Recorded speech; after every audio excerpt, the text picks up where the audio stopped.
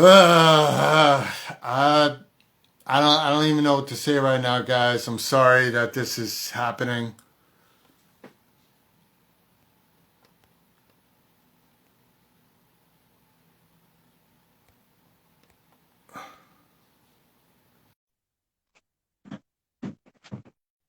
Let's try it again for a fourth time. Has anybody ever gone through this where you're just trying to go live with Oh, somebody? look There at he is. that. Look at Oh that. my God. I'm bald now. Oh my God. First of all, thank you for everybody um, dealing with this. Um, the one thing, it was good on Lou's side, it was good on mine, but as you guys know, sometimes with technology, things go a little haywire. So it's about being patient. I'm very patient. So sorry that it took four times the charm, but we got Lou back in here. So Lou, before I did, okay, so Lou just took himself off again. I can't, man. I can't with this dude. Please, everybody start laughing because this is kind of funny right now. Like, we finally got him in. I'm going to see if I can bring him back here. I'm going to do it one more time, see if we can get him back on because I just sent him another request. Hopefully, he'll accept it and we can bring him back in. Just waiting for Lou to accept. How's everybody doing tonight? I hope you guys been doing well. Hope you're safe and sound. And hi, Ursula. How's everything? You know, I'm breathing. Wait, hold on.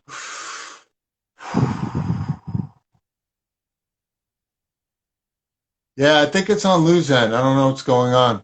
I'm just waiting for him to accept my new request.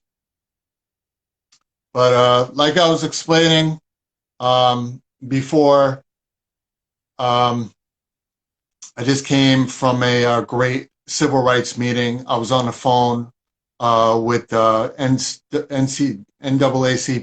I was about to say NCAA. NCAACP. Miss Hazel Dukes was on the phone, Dr. Hazel Dukes. I was speaking with Gwen Carr, and okay, sending Lou one more request. Is he coming in? What are you doing to me, Lou? I don't know what's going on. Lou, let me ask you something. Please tell me you don't have your Bluetooth on. No, no. I have, you know what it is? We have audio on, but your video's not coming in. See, I see myself and I see you. It must Yeah, be my this is, bald head. it's probably a bald head, man. Like I see the phone recycling, but this is kind of funny. It's weird. I don't know why. Is it easier on my computer? Right now I'm on my phone. No, you have to be on your phone.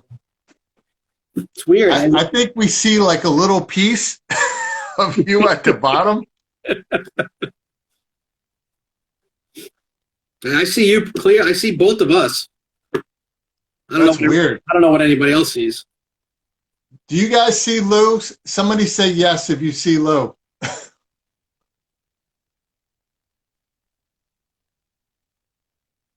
I see like a little piece of Lou, like right here at the bottom. Hope it's my good piece. Let me remove this. I'm going to send you one more time. Hold on.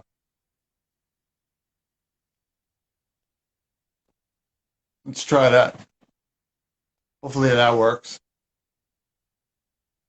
This is the longest introduction ever. I see both of you. Well, why can't I see anybody? The heck? This is funny, man.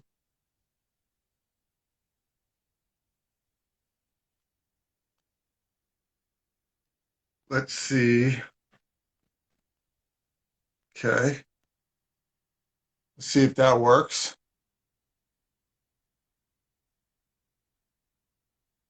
Okay, he's coming in. Okay, don't do anything. I'm not doing nothing. Everybody below said they saw us. I think it was just we couldn't see each other, maybe. Yeah, that's just weird, man. I love technology, but I hate it at the same time. Hello, everybody. We're back for a fifth take with FaceTime with Todd Wharton. My name's Todd Wharton. I'm the host for this evening. Just to recap on what I was talking about, I just did a great civil rights meeting with Gwen Carr, Eric Gardner's mom, the mother and father of Sean Bell. Was also Miss Hazel Dukes was on the line from the NAACP.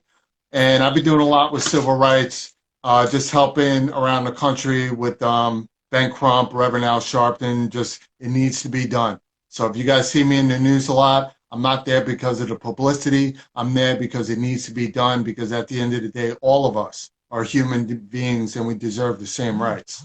So now I am honored to bring in my bald-headed brother, the founder of Reverbnation, Mr. Lou Plaia. Lou, how you doing tonight, man? All good, all good. All right. So, Lou, we have a lot of great people on here. Miss Cheryl the Pearl from the legendary group The Sequence just chimed in. And that's a legend right there. Her and Angie Stone. I've had them on a couple of nights ago. And this is what this show's about. It's about talking to great people. So, Lou, Reverbnation has been around, I believe, for over 10 years, if I'm not mistaken. 16, almost 16. 16 years total, right? But it didn't really start to get popping. That's what people need to understand now. When these great companies come out, this doesn't happen overnight. They got to work hard until the point where now Reverbnation's over 8 million followers. That's pretty crazy. 8 million members. You've been helping out people from around the world. Through my event alone, I'm connecting with artists every day, and I appreciate you for that. Thanks. Which is great. Yeah, thank you. If people don't know the story behind me and Lou, I met Lou probably about 7 years ago, give or take. You came to one of my mixers. We just hit it off. And when you found out what I did and what you did, we just created a great camaraderie, great friendship, because we all know in this industry and in all industries, you meet people that pretty much name drop and brag about what they're not instead of being proud about who they are. And it's an ongoing cycle, and it's one of the main reasons why people fail. So, Lou, I know you love music, but why don't we tell some of the people, how did you get started in creating Reverbnation? Wow. Okay. So I worked at Atlantic Records for 16 years, and the last 4 of those years I was at Lava Records, which was an imprint under Atlantic. We were really successful. We treated ourselves like an indie label. We had like 30 employees, and pretty much every artist we signed was huge. Like when the industry was, I guess, major, I don't know, I've heard numbers like 4% success rate at the major labels. We must have been like 80%. I'm not kidding. You know, we had Kid Rock, Matchbox 20, Trans-Siberian Orchestra, Sugar Ray, Uncle Cracker, Blue Man Group. I mean, on and on and on. We only had a couple of failures, but we kind of stopped developing artists. The whole major label scene kind of stopped developing artists. Mm-hmm. You know, Napster came by and things like that. So I had this crazy idea in 1999 when I was at Atlantic, and I basically said, why don't we have all this, AOL owned us at the time. So I was like, we have all these big giant computers and all this other crap. Why don't we start a service where we allow all 200,000 bands, because I had no idea there were like 10 million, let them on and let them talk with the fans, you know, let the fans like create profiles and they could talk to each other. People could listen to the music on the computers and things like that. And then we could advertise our Hootie and the Blowfish record on, you know, mainstream rock artists pages. And we could put the Jewel record on singer-songwriter pages. Advertise our stuff, and we'd have first dibs at signing anyone because we would know them before anyone else. Mm-hmm. So everyone laughed at me. All the powers that be up at Warner Music Group kind of laughed at me and said, you know, why would any artist and fans want to talk to each other? Why would people listen to music on their computers, things like that? That was 1999. And I think like 2 or 3 years later, MySpace was born. So it was kind of like the same thing. Then when I left Lava, I took my same stupid 2 or 3 page business plan that I just mentioned, and I took it to a bunch of technology guys, because I don't know anything about technology. I mean, I don't even know how to spell HTML. I mean, I'm bad. I'm really bad at it. So I had to hire obviously people smarter than me at that, and I had the industry connections, and we raised money and we did it. We basically we're just it's basic marketing tools. We're not making anyone famous, things like that. The next Zeppelin is probably on our site. Someone just has to find it. And a lot of today's Grammy winners have all started their careers on our site. Mariners, Lumineers, a lot of bands.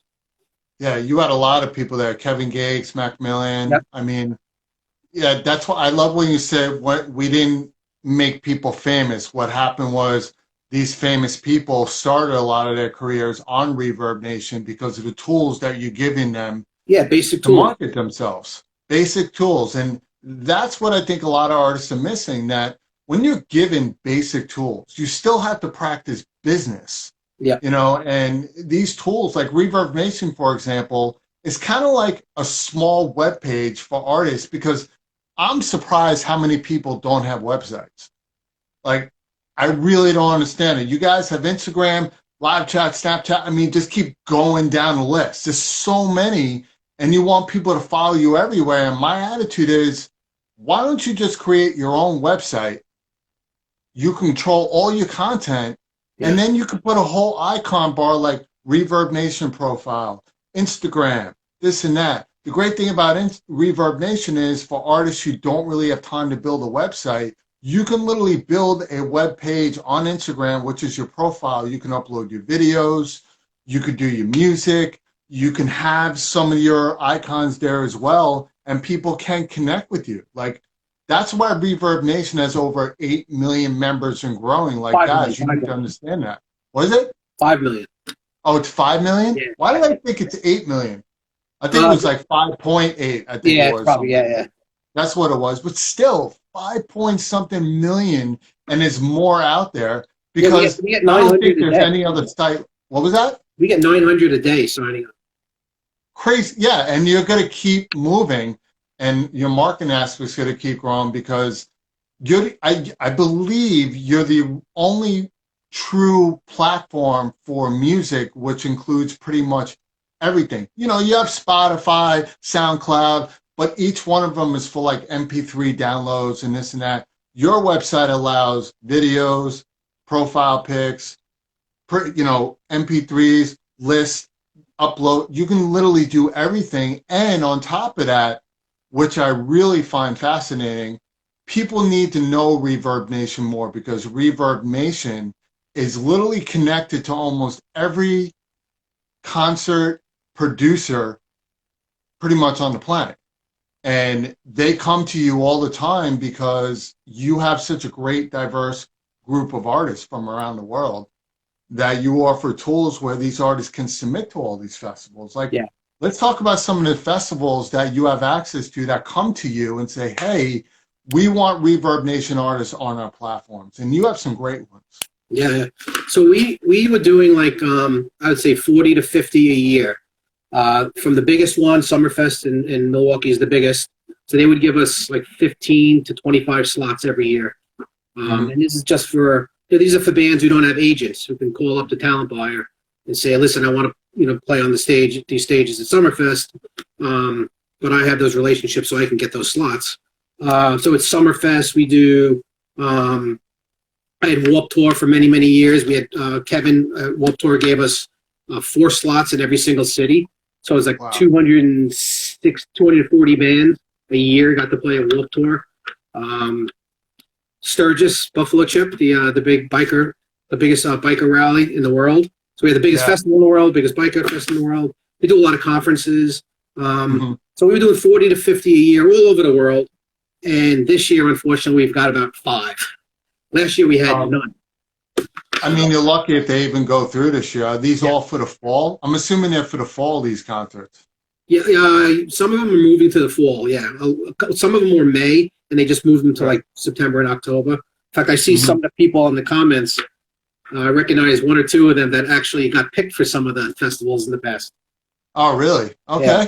I think I saw Bianca there, or Bianca's dad, or one of them. Bianca who, Ryan? No. Bianca Jasmine, really good artist in Florida. Okay.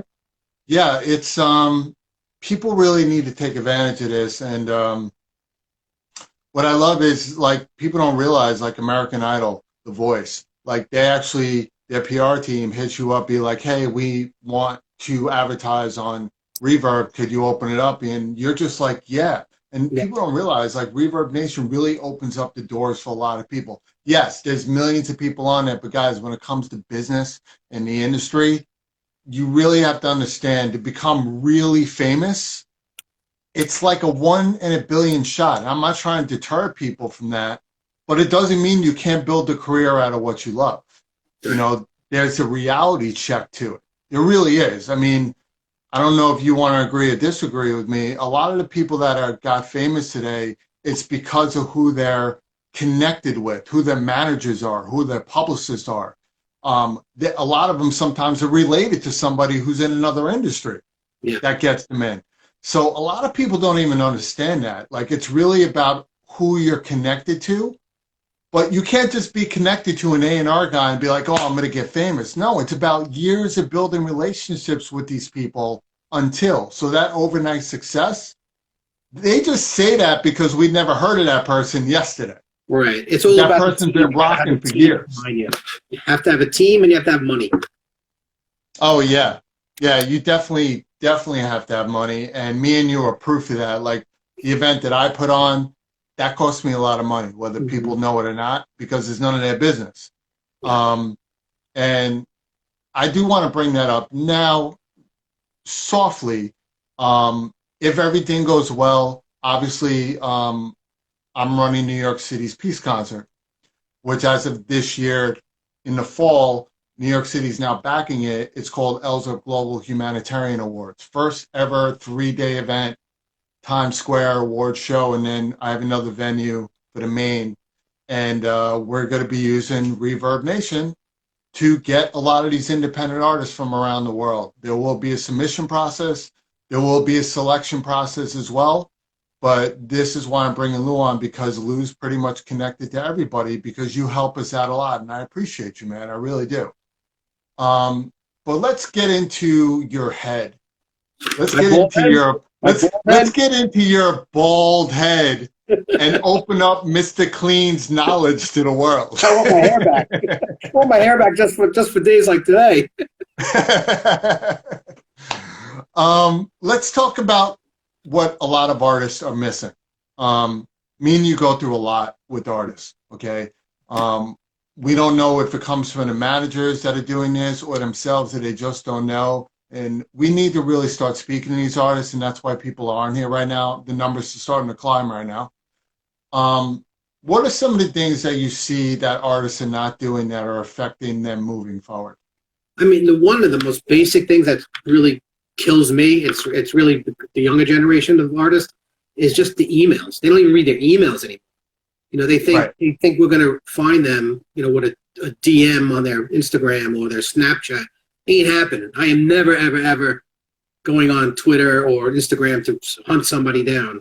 You know, read your emails. Like you've picked bands before to perform at some of your shows, and they don't get back to you because I don't think it's not that they don't want to talk to you. It's that they literally don't read their emails. Business is still done on emails. Right. And if you don't go on if you go on your email once a week, or you're missing out on a lot. Mm-hmm. If you're good, if you're not good, you're not getting any emails. So don't worry about it. Yeah, and I'm definitely co-signing with you on that because we've had discussions offline about this, and I need to tell artists now, guys, when you submit for, like, for example, through Reverbnation, right, you get a selection process. Most selections will tell you, please email this person. All right, because that's where it starts. I have a lot of artists on your site that reply to the message, hey, here's my email. But they don't read the actual selection. It says, please email us this. Then when they email me, they don't send me the proper stuff that we need, right? And then my team will email on an average an artist 4 or 5 times before we get something, right? And then after a while, we just cut the artists off because it's like, it's a simple thing that we're asking. And they don't respond. I even get managers emailed me today. I got a manager. Hey, thank you for selecting us, blah, blah, blah. And I didn't recognize the name. And when I went through our list, we sent them a selection 45 days ago. Yeah. And Lou was hitting it on the go. Guys, get your business right. Emails. Check your emails at least twice a day. Respond to every email. If you're one of these people that never check their emails, yeah, when you go in, you're going to have 300 emails. And then you're probably, knowing you, are going to delete all of them. It's the dumbest thing in the world. Just check them.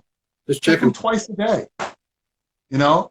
I mean, I can't stress it enough. I can't co-sign enough what you just said. Yeah. Check your emails, reply, respond. Managers, if you're not going to check your emails, stop managing artists. Okay? Because what's happening is that your artist probably loses out on a lot of opportunities because you also are not practicing business. And for guys like me and Lou that put on major events, we're not going to do business with you in the future because we already know it's going to be a headache. Yeah. We really do.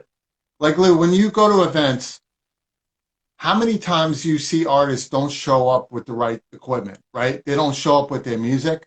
They have it on a phone. Yep. Oh, yeah. Should be on a USB. Showing up late, right? Yeah. How many events have you gone to where artists show up late? Like, happens all the time, And you know, it goes both ways. We're not here just, me and Todd aren't here just to knock the artists. It also goes the other way where a lot of venues aren't prepared or ready to. Correct. But you're the artist and someone gives you the opportunity, make use of it. You know, don't be late. You know, you're not the shit yet. You know, it's like, you know, you're an unsigned band for the most part, at least on my side, playing a giant stage the size of, you know, Madison Square Garden at Summerfest. Make sure you're there when they tell you to be there. Right. Or you know, do something else for a living. If you can't do something as basic as showing up on time. Yeah, 100% agree. I mean, my mother always raised me where show up early because if you're a second late, you're late. And I'll kill her because you know how many times I showed up early for things and I waited for 2 hours? I'm like, do you have any idea how many hours I could have spent on doing something else? But it was a great rule to do. Always show up early and always show up with respect. When people ask you for certain things, bring it. If they ask you for your USB with your music on it or whatever, right, an attachment, bring it, right? They ask you for a backline in an email. Tell us what you need. Don't tell us the day of the show that, oh, I forgot to tell you I need a snare drum. Yep. Sorry, you got to play with that one. Exactly. What do you want to do? What are some of the questions, because you go to a lot of conferences, what are some of the questions that some of the artists actually ask you that come up a lot? I guess at conferences, most of the time it's like, what are you looking for? You know, if I want to get signed to a label, what are they looking for? And, you know, I would love to say it's all about the music, but it's not, even though most A&R people at a conference will probably tell you it's all about the music.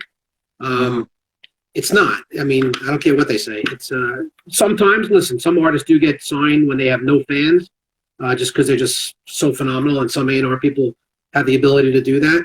But for the most part, they're looking at your data. They're looking at how many followers you have, how engaged your fans are, how real it is. You know, it's got to be real. Right. And of course, you have to have great songs. I'm not saying you have to have great songs, but you also got to be a superstar. You've got to have that it factor. Correct. Totally agree with you. I know you do a lot of conferences around the country. What is one of your favorite conferences to do where you really feel like it really made a difference with the artists? The one that's actually this week, actually tomorrow on Saturday, it's virtual this year, is like well over 1,000 artists. There's like 200 shows.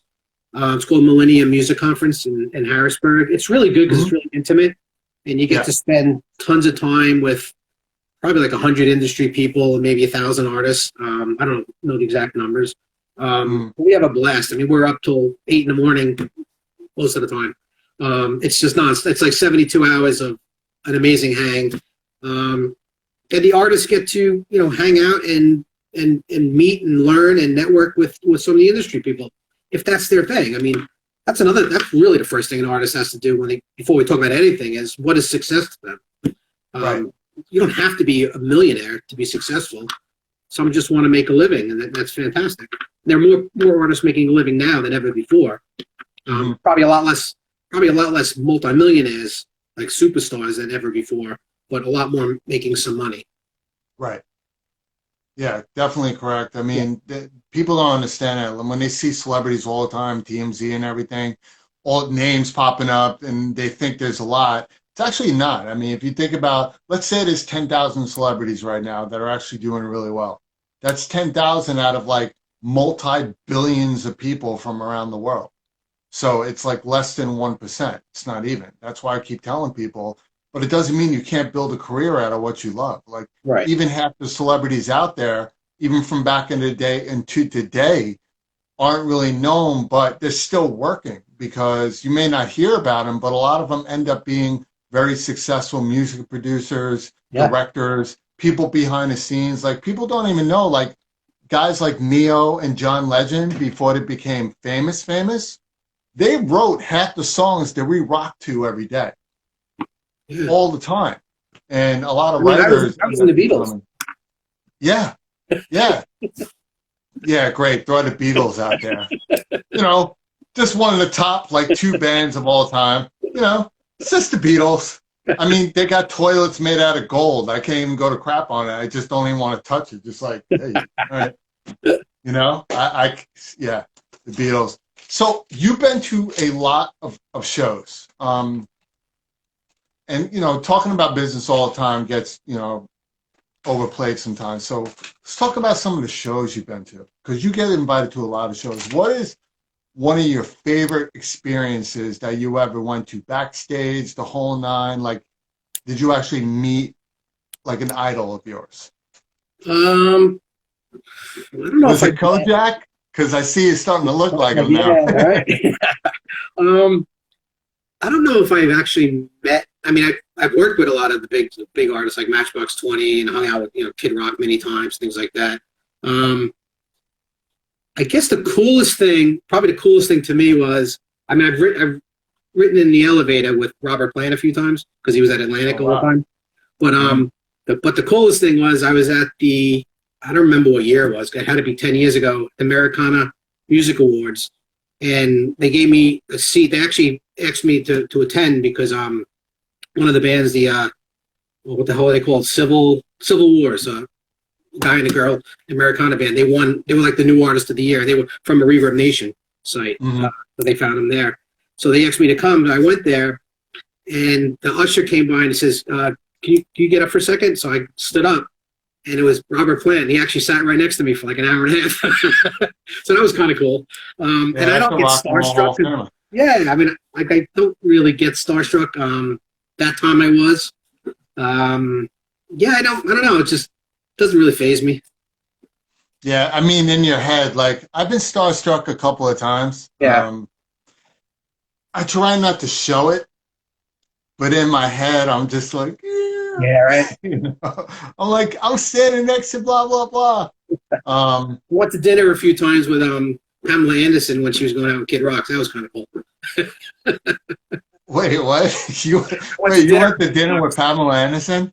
Yeah, because she was going out with Kid Rock for a while. Were they married? I don't think they got married. I don't think they ever got married.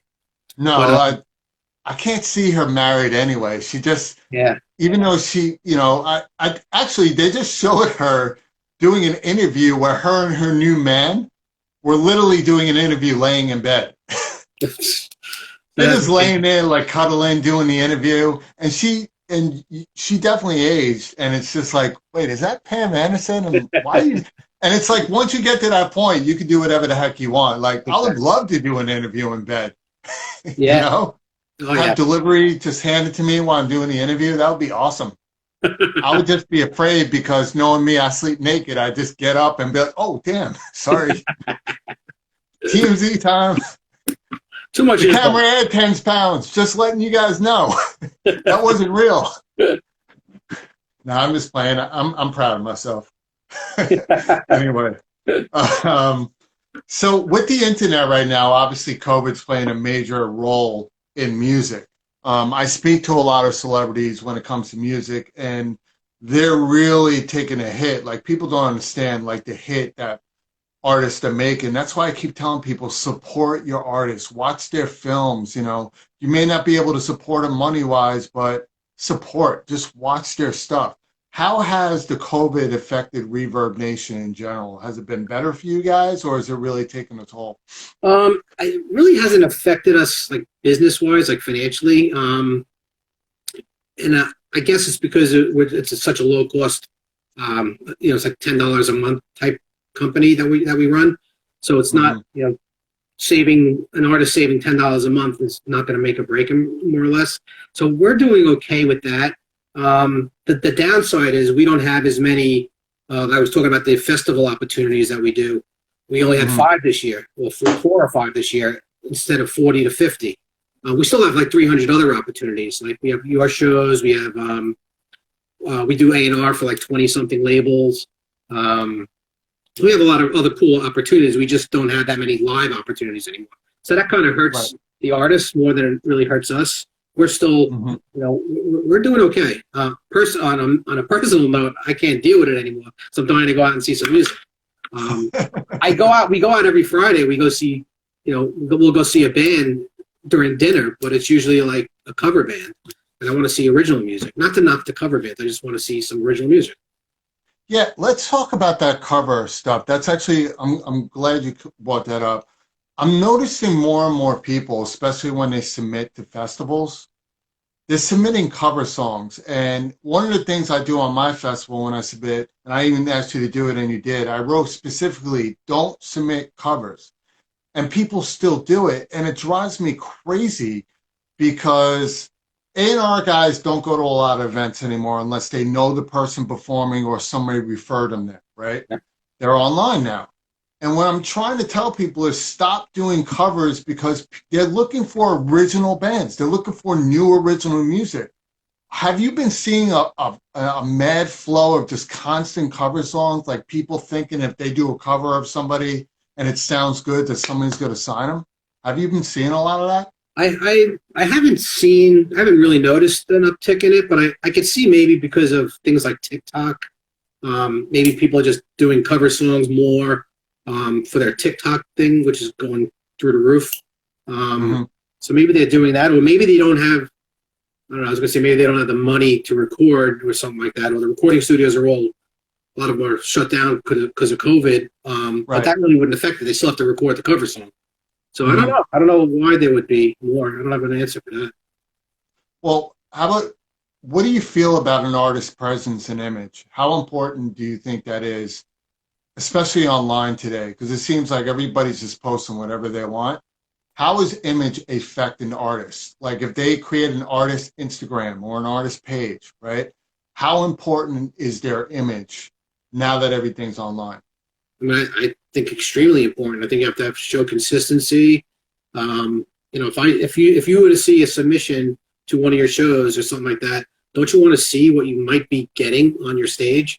Because you're not gonna be able to go to Nebraska to go see this great band that you got a submission for. So hopefully you can see what they're all about on their Instagram page, or Spotify, YouTube, things like that. I think image is the most important thing. Especially if you look at every superstar. I mean, just look at the charts for the last 50 years. Everyone up there is just, they're branded. They have their own brand. You have to. You can't just be a normal everyday person. It's pretty rare that a normal everyday person is gonna, make a good living out of this.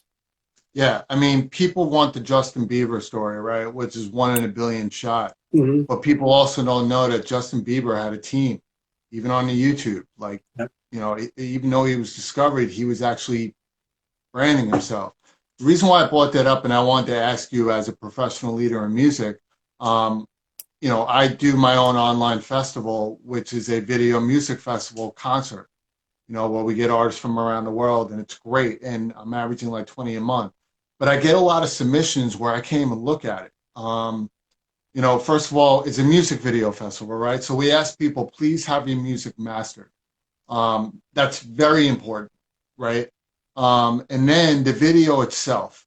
I've had people, and I'm not going to name names, but I had this one person, and I actually had a nice conversation with her, and she really appreciated it because I knew her. she submitted a video from her phone where it had the two black bars on both sides, and she was performing literally at a Popeyes. They were doing some karaoke thing at Popeyes. Yes. And the worst part about it was so funny because while she's performing, not only was the sound horrible, but you can hear in the background, yeah, can I get the number 2 with extra cheese? I'm like, no, seriously? This is the video it's like, I wasn't sure if I actually wanted to watch the video or actually order takeout while I'm watching it. Like, I didn't know what to do. It was like she's sitting there rapping, and then you hear like fillet of fish coming up, and I'm like, what? what is going on here? And because I knew her, she's really sweet, right? So I called her and I explained to her what happened, and she's like, nobody really ever said that to me before. I go, yeah, well, here's the problem. A lot of managers don't tell you what you need to know, because a lot of managers today have no idea, because they think, oh, you know what I'm going to do? I'm going to manage artists. And why do they do that? Because these young managers just want to take your money, but they don't know what the hell they're doing. Yep. Sorry, guys who are out there that are doing this shit, but I'm throwing you on the spot because I'm sick and tired of seeing artists get taken advantage of. Happens all the time. Oh, yeah. And I said to her, I go, listen, when you put your stuff out and you submit to a festival, is this what you want people to see as your professionalism? Because, first of all, I'm not putting this video on my stage, on a virtual stage, because what does that say about my festival, right? And she's really talented, but you would never know because, again, I was more hungry to eat. Like, you know, I don't eat Chick-fil-A because I'm not a big Trump fan, but I was in the mood for a Chick-fil-A sandwich at that point, right? I didn't want to hear the music. But, and I'm saying this because a lot of your artists on your platform, and you have a lot of great artists all over Reverbnation, I constantly get submissions like this. And I'm probably not the only one. Yeah, I'm probably the only one that tells you on a constant basis. And I probably tell you that because I know you guys send out a lot of emails. Yeah. So for guys like me who tell you stuff like this, it's very important that these artists know about that. Listen, do you need a manager? Not necessarily if you can do your business correctly. I mean, you know, Chance the Rapper has proven if you really take your time and learn the business, you can do it. Is it almost impossible? Yeah, because it's a lot of work. Yeah. But have you been seeing a lot of managers lately just really waste artists' careers because they just don't do what the artists expect them to do? I've definitely seen it in the past, but I am seeing art managers do much more work now than they've ever done, because they're kind of acting as the label in a lot of cases. Like in the old days, and I'm not knocking the older managers because I've worked the greatest managers ever in the industry. I've worked with them. But a lot of times, a lot of them would, you know, their goal was to get the band signed, and then the label would do a lot of the work. Nowadays, the managers are doing everything, man. They're doing the Facebook ads. They're doing all the social media.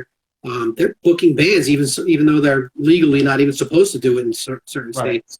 So they do take on another role, but you still have those other managers who, some of them are charging money, like a monthly fee, and they're doing nothing. Yeah, and it's a shame too, because like you said, there are good managers out there that really do bust their butt. But the majority of the managers, you know, it's like every field. You always get the great ones, but then you always get more of them that aren't doing great, that are making the good ones look bad. Yeah. And it's hard for artists to really choose a good manager because they don't know who to trust. Yeah. But then I'm also noting artists as well are just developing egos. It's like, listen, just because you're talented doesn't mean that you should stop being humble, right? Like we were talking before, show up on time, you know, reply to your emails, do the right thing, be humble, be happy that you're being brought on to certain things. Yeah. Just go back acting like you're billionaires. Right, exactly. You know, and even the billionaires, Lou, I can't work with some of these major celebrities. My publicist knows that. I won't work with them because I'm very anal when it comes to preparation. And if you have this attitude of showing up late all the time and just walking in and acting like you're the king shit, it's like, I don't want to work with you because I'm afraid as an event producer, what if you don't show up? Exactly. Now I got to give back 30,000 tickets? Are you crazy? Yeah. And I'm noticing that a lot more too, that, listen, artists, when you get put onto an event, whether you're being paid or not, if you agree to a certain deal, do the same way like you're being paid. Because you never know that person who you did the event for, what they may do down the line or who they may be connected to. Yeah. That happened to me a lot. Yeah. Right? I always tell people deals because it's hard to pay artists that are aspiring and up and coming because their following never really comes out to see them.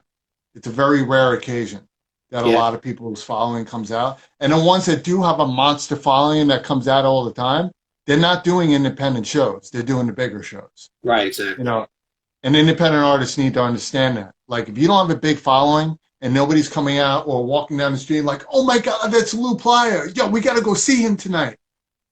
You got to stop. You got to get that out of your head. Yeah, exactly. And I think you see that a lot. Now, there's one thing I'm going to talk about with the managers, getting back to the managers. I think a lot of artists have to understand that if they do need a manager, because most of the smaller artists don't need a manager, but if they do, a manager is not someone who's supposed to be doing your PR. If you're looking for if you're looking to get on publications and in blogs, that's not a manager's job. You know, hire a PR person. A good manager is all about the relationships. Find a manager. I don't care if they don't even know what Instagram is. I mean, that shouldn't go that far. But if you don't even they shouldn't have to be marketing geniuses. Their job is to connect you, get opportunities for you, create opportunities, and use their relationships. It's not to be sitting there all day doing your social media or stuff like that. And I think a lot of artists think that you hire a manager to be a marketing person. It's not. I mean, a lot of the, like I said, a lot of the managers nowadays do all that, which is why a lot of them are starting to charge money on a monthly fee instead of just a percentage. It takes a lot of time to do that. Yeah.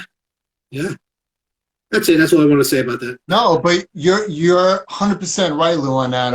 I have had an issue with that with a lot of artists where my company creates all the marketing tools, flyers, everything. All you got to do is promote it online. Yeah. And do you know the majority of the artists we send these flyers to? Personal, professional graphic flyers that are fitted for stories and news feeds. They never promote it, ever. And you know what it costs them? Everything. Because I don't know what it is. They want to be a part of events, but they don't want to promote it. But how is your fan base going to know where you are to come through and to watch or anything if you guys aren't constantly promoting what you're doing? Yeah. You know, and it's a constant thing. You have to promote every single day.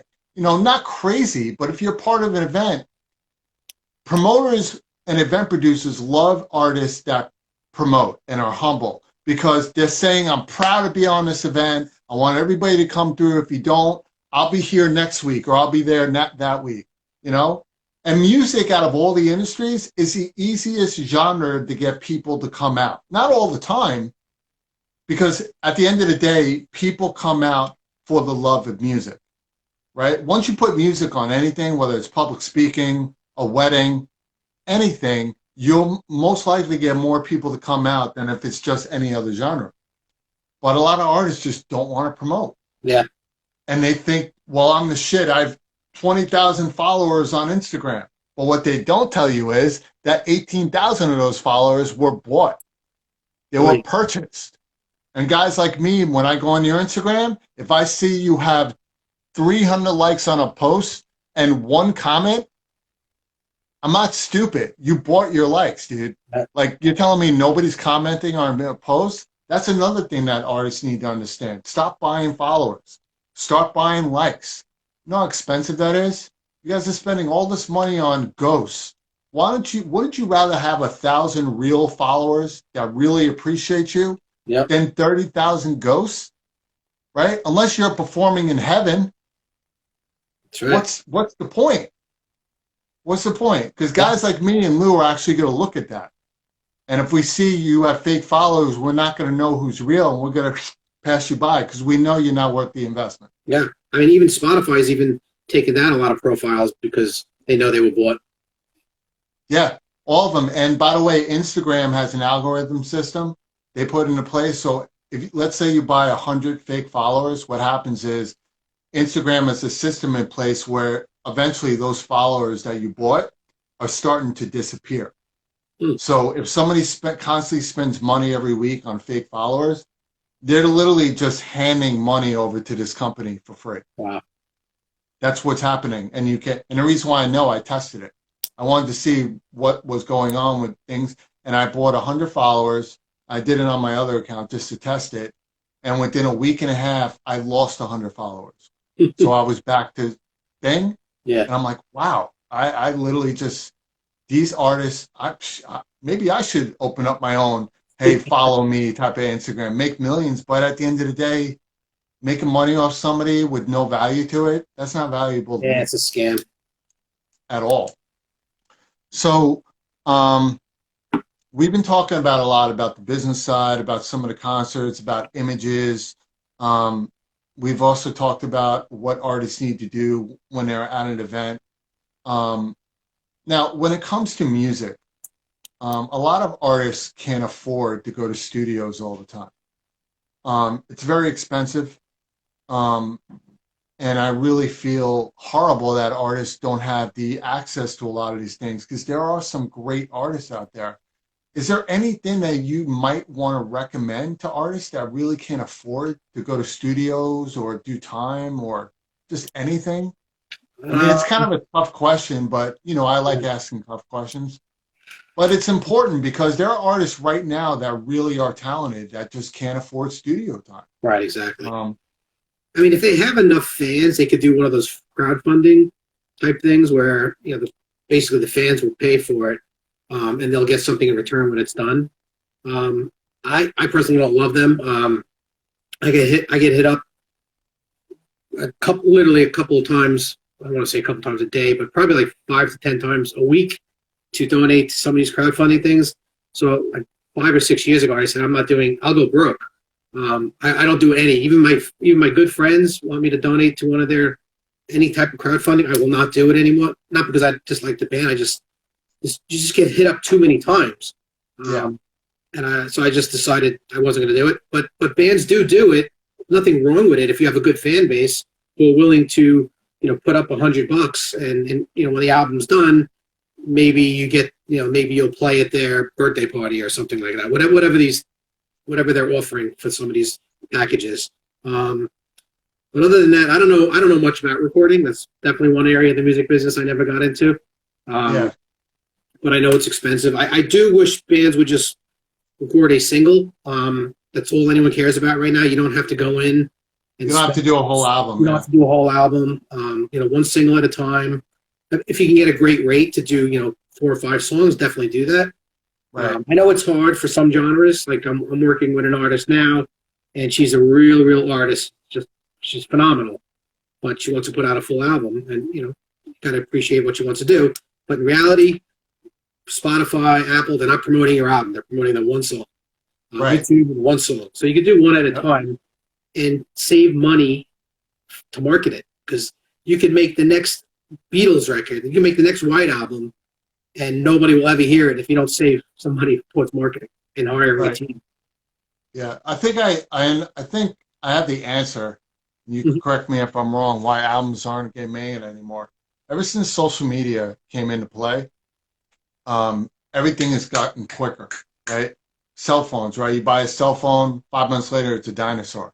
You know, this comes out, 4 months later, it's a dinosaur. So I think what's happening with music, because remember, back in the day when we were growing up, Bruce Springsteen's and all these great bands, U2's, and just go down the list, they had time to make an album, right?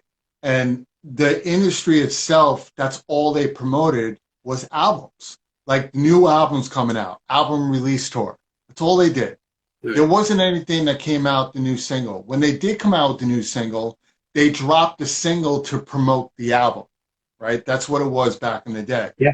Now, because everybody wants everything quick, right? Nobody reads anymore, which is a huge problem with me because I'm a business guy. I read everything because if I get an email, I want to read it all. If somebody posts, I want to read it all because there's a lot of great information there. Nobody wants to read anymore, and that's the internet's fault. So what happened was they're starting to notice a trend with social media to the way people's observances when it comes to what they want to hear, what they want to see. And everybody wants everything quick. Like, look at Facebook, right? Facebook is great, but it was originally made for dating, right? Social, this and that. So they created Instagram because they saw the mindset of the human being was very small. So they realized people want to see videos and pictures, right? And now you got TikTok. Now you got this. Everybody wants to see things every day, and then it's here one day, gone the next. Salt and Pepper was here, the movie 4 days ago. Nobody's even talking about it anymore. It's over, right? Yeah. Because that's where we are right now. Come one day, gone the next. So you can't do that with an album because no album can last more than a week. It's not worth the money to put into. So what they do is they now get one song and they overplay it for months. And then it becomes, now the downloads are worth money, right? Now the replays are worth money. Now they sell the song to Instagram and, you know, CD Baby and all these other places where they can get reused that have nothing to do with the song. So if you're sitting on the toilet and feel like playing Blinding Lights while you're sitting on the toilet and then you post it, well, The Weeknd just made some money because you posted a crap pic playing his song. That's where music has ended up right now, where it's not really so much about the craft. It's about how much money I can make in a quick second. That's what all the businesses are doing. Yeah. So when you're saying don't do albums, I think that's why. It's because all the businesses today, everybody wants to make a quick dollar. I still look for quality, to be honest with you. I would love to hear a great album. I really would. Well, yeah, some genres, you have to, like, you know, Americana or, you know, I like prog rock. I can't imagine a prog rock band putting out a single without having all their other stuff. Shit, they don't even have the first vocals don't come into play until 5 minutes into the song. With some of the stuff I listen to. 100%. Yeah, so it's not for everything, but for the most part, you got to keep putting out content if you want to keep up with everyone else. Yeah, and right now, I'm telling artists right now, with COVID that hit last year, and we're going into a year now, I'm very tight with the city, so a lot of events are starting to pop here and there in New York, and they're hoping by the summer we'll get kind of back to a norm. They're still going to require masks, social distance. Social distance, I think, is going to be a limited thing. They're still going to require masks. But within this year, if you're an artist and you have not developed a business model by now, when everything starts to pop, I'm telling you right now, if you don't have a business model set, don't be disappointed when you miss the boat. Right. You had a year because everybody complains about not having enough time. I don't have enough time in the day. I don't know what to do. This past year was the perfect opportunity to do your songs, get in the studios, get home, write, market yourself, go on a computer, rebrand. Like, Lou, you see me. I took marketing courses, graphic design courses, coding courses, and within a year, with all the business I've been doing, I'm now becoming one of the bigger civil rights leaders right now, working with these great people because I was learning. Yeah. You know, and it's not an overnight thing. Your company is not an overnight thing. We come from a blue collar era where we were taught to learn. So if I can leave with anything, and I think you may agree on, guys, really get your business tight. And this is the perfect time to do it. If you're unemployed, which we're sorry to hear, take this opportunity to not spend a lot of money, put as much money as away, but go online every day and learn your business, learn your craft, right? Learn the industry. So when you do come out, maybe you won't need a manager or a publicist because you learn how to do it. Yeah. Because I want to see more artists be successful in 2021, 22. I really do. Yeah. I want to see great artists come out because I'm sick and tired of hearing the same song being produced by 30 people. Yeah. Same song by 30 people, but it just has a different title. Yeah. I don't want to hear it anymore. It's driving me crazy. I agree. It's driving me crazy. So, Lou, I know I talk a lot, you talk a lot. we're almost coming to an end. Is there something? Well, before we get to that, guys, we are talking with Lou Plaia from Reverbnation. You can find him at Lou Plaia on Instagram. It's LOUPLAIA. Took me a year to learn that, by the way. Your confusing last name. You can follow me, guys, at Todd Wharton Official. Monday through Friday, I interview celebrities and influential people from around the world, and we're booked all the way through March already, which is great. But Lou, if there's anything that people can learn from you, which they haven't already, because you have a lot of knowledge, what is something that you can tell these artists going into 2021, 22 to really get a grasp on, to really succeed? I mean, do what you love to do. I mean, it sounds cliche, but definitely do it. Even if you're not the best at it, grow and learn. And there's something else that I've also thought about over the last couple of years, because I also teach at a music school over here in Long Island. 99% of the artists that we know, that we all have heard, even when you go to a club, 99% of these artists are probably gonna give it up eventually because they're not making enough money to survive. To make a living out of it. I'm gonna hate to say it, but it's it's like, maybe it's not 99, maybe it's 98%. I don't know, whatever it is. No, the number's real. That's a real number. Yeah. So if you love music, go into the music business. So take some course, like Todd was saying, learn it. I did the opposite. I don't play an instrument. A lot of my friends played instruments. I didn't, so I got into the music business. But there are some people that I've known through the years who are musicians and just never could make a living out of it. But now they're producers, or one of them runs a PR company, and one of them's a booking agent, and that's really successful one. So they're doing what they love, at least. They're just not actually in the band anymore. So right. So learn, like what Todd was saying, learn. Go to a lot of the websites, like songtrust.com's got a great blog, and CD Baby, Reverbnation, TuneCore, a lot of these DIY companies like mine have cool blogs where you can actually learn from the basics on up. And if you learn that, you may realize, you're hitting 35 years old, still not making it. Your wife's about to kick you out of the house, and maybe you say, you know what? Maybe I'll start managing some bands. Well, don't do that, because there's no money in that either. Yo, baby, stop cooking. I'm out. Right. You ain't doing it for me no more. Wife, the wife in the band. You ain't doing it for me no more, baby. You know what I'm gonna do? This marriage is over. I'm going to manage bands. All right. Take the house, take the car. Don't take my dog, but I'm gonna go manage bands. As Lou says, screw your wife. Go get the band. No. No, but Lou, that's definitely that's.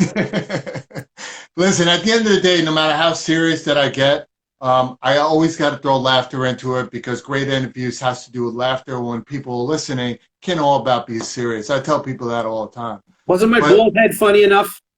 Your bald head is crazy funny. I didn't see you when after I shaved my head. Like I would. Yo, I'm gonna tell you right now. If you didn't have a mouth talking, I'm thinking I'm talking to your ass.